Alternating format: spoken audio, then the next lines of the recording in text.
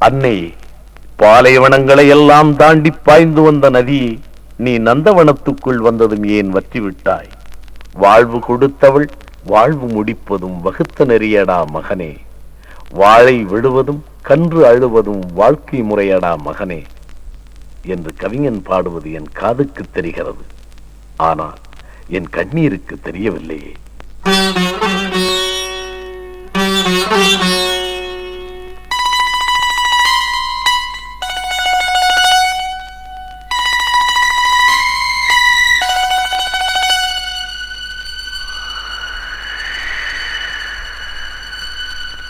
அன்னை மடியில் கண் திறந்தோ, மண்ணின் மடியில் கண் மறைந்தோ.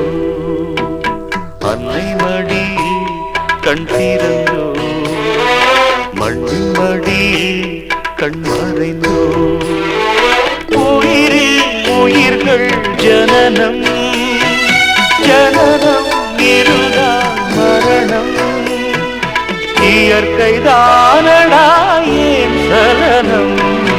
அன்னை மடியில் கண் திறந்தோ, மண்ணின் மடியில் கண் மறைந்தோ.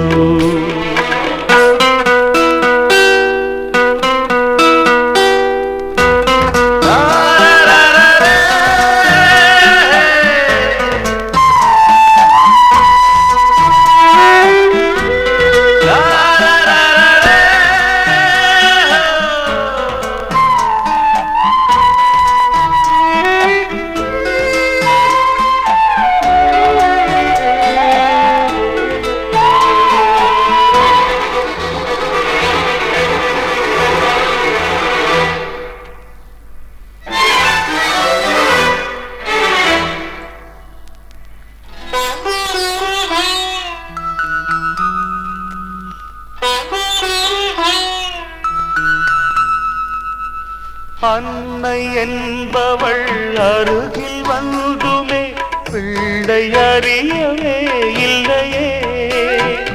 பிள்ளை அன்னையை அறிந்த வேளையில் அன்னை உணரவே இல்லையே. போற கண்ணிலே நீரை சுமந்தவள், உன்னை தேடியே உலகில் அலைந்தவள், சேரும் இடத்திலே சேர்ந்து விட்டாள். அன்னை மடியில் கண் திறந்தோ, மண்ணின் மடியில் கண் மறைந்தோ.